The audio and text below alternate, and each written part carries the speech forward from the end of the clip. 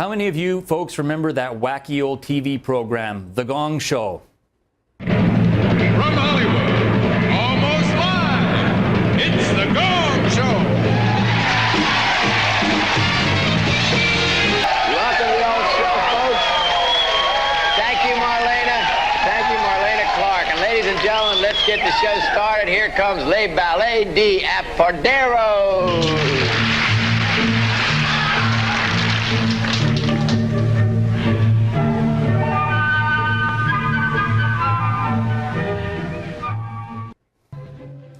The more ridiculous the acts, the faster those judges would hammer the gong show of shame. Well, Canada's got its own wacky gong show all across the country. None other than the provincial human rights commissions, HRCs, are supposed to protect people from real persecution, real racism. But instead, they've been consumed by crazies, a forum for anyone who feels insulted under the most flimsy of pretenses. Like the woman who went to the HRC because a local Muslim barber doesn't cut women's hair, private businesses forced to serve customers, or the albino folks who take exception to Earl's restaurants for their albino rhino home brew, claiming racism because it brought up memories of albino persecution in Africa. Then there's the Saskatoon case where refusing to remove Merry Christmas from their buses, prompting one man to threaten a complaint to the Human Rights Commission over perceived Christian indoctrination. Will we ever see an end of the tyranny of the easily offended?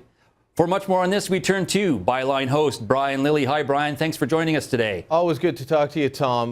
These cases, these three, are probably the most egregious that we could find. They all happen in the latter part of the year. But I'll tell you what it comes down to is, and this might be more philosophical than you'd be used to for just screaming about how stupid these things are. But when you look for a common denominator between the woman that says, well, you've got to cut my hair, the other woman that says, well, you know, it bothers me about albino rhinos because I'm an albino, and then the guy saying he's got freedom from religion, it's a worldview that says rights are something other than just negative rights. And so you've got two schools of thought: negative rights, what the government can't do to you, and then positive rights, what the government must do for you or can force you to do. There's no way on God's green earth that the government should be able to force you to cut a woman's hair if you don't want to, or to cut a man's hair. But we've got this perverted version of rights that says, well, no, we can force you to do business that you don't want to do. We've got this perversion that says you've got a right not to be offended. That's not what classical thought on rights comes from. That's not where we arrived at the Bill of Rights that Diefenbaker brought in. That's not even really what Trudeau's Charter of Rights is about. But it is a new interpretation of what rights will be. In that we'll, move along to, we have the right to water, we have the right to food. And I always say, well, once you've got the right to those things, then somebody's got to provide it. And of course, that in the end is going to be the government. So these are not real rights. These are people wanting to have their needs met by the government or their feelings protected by the government. Now, of course, human rights commissions don't have to hear these cases. And in some cases, they do reject an application as being frivolous or vexatious. But in many cases, they actually do hear these cases and come out with a report. The man in Saskatoon who doesn't like Merry Christmas on the side of a city bus, he's threatening to bring it to the Human Rights Commission. Think they'll hear it? I don't know. There's a good chance they will, because they are of the view that, well, there is freedom from religion in this country. No, there's not. There's no freedom from religion. There's freedom of religion. You are free to worship or not as you choose. We do not have separation of church and state. I talked about this on Byline the other day. Take a coin out of your pocket, flip it over onto the back where you see Queen Elizabeth's head, and it says Elizabeth II, DG Regina. DG stands for De Gratia, Queen by the grace of God. There are crosses all over our symbols as a country, the coat of arms, provincial flags. It's on the crown. The Queen is also the head of the Anglican Church worldwide. So there is no separation of church and state. We don't have an official state religion, but there's nothing to say that the two can't mix. And in fact, a lot of our charitable work is done in this country by churches.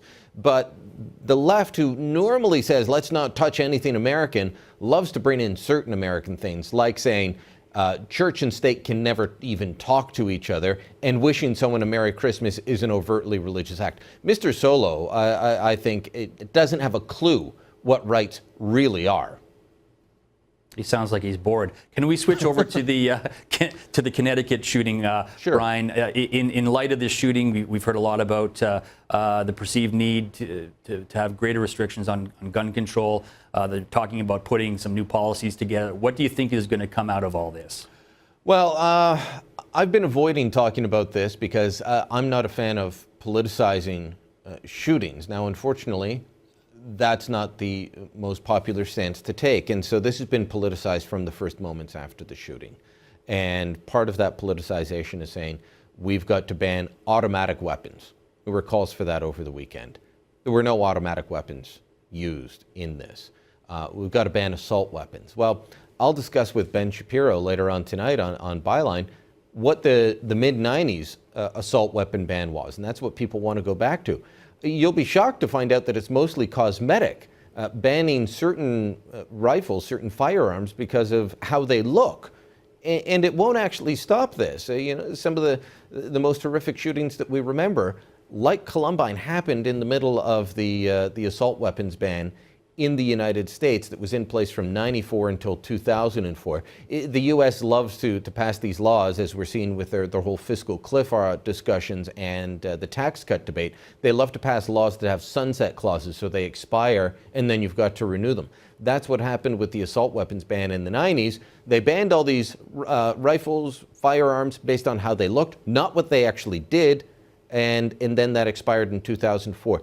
None of the suggestions that are coming forward right now would actually stop another Newtown shooting from happening. And that's the sad part, because that's what everybody wants. So if we're going to have a discussion about that, whether it's here in Canada or in the US, let's talk about real facts. And saying that rifle has a pistol grip, it needs to be banned, won't stop another Newtown. A rifle without a pistol grip is just as deadly. Especially when the shooter suffers from mental illness. I want to play you a clip, Brian. This is U.S. Psychiatrist Michael Stone talking about that the mother is really culpable in leaving firearms around her mentally ill son. Let's just have a look at the clip. We're going to do the full interview tomorrow. Here's the clip. The mother, if she knew that was what was going to happen or what she was trying to implement, and she did not get rid of her guns, all 5 pistols and rifles, semi-automatic that she had, then that was an extraordinarily unwise situation on her part, because she really, in effect, contributed to the disaster by her silliness in keeping those guns and even training him to use the guns in her home in Connecticut. Yeah, I mean, the latest we're hearing, Tom, is that Adam Lanza was on antipsychotic medication and that his mother was looking to commit him. At this point, I don't know that that's 100% accurate. We're going to have to wait and find out. So much of what we've been told so far has been false in this story. It's another reason I hesitate to talk about them too much until we know all the facts. But if this guy is on antipsychotic medication, if his mother is looking to commit him, then yes, she should have found a way to lock up her firearms properly. Because if someone is in such a state that they need to be locked up against their own will for their own protection and that of those around them, then no, you should not have firearms in your home. And I think the president of the NRA, or they should be stored properly, and I think the president of the NRA would likely agree with that statement, that if you've got somebody you can't trust not to harm other people, don't leave firearms lying around. But we're not having a debate in this country or in the U.S. about mental illness. We're having a debate about how to get rid of guns because some people just don't like firearms. Absolutely. I hate to use the line, but guns don't kill people, people do. Absolutely. Thanks, Brian, for joining us today. Thank you.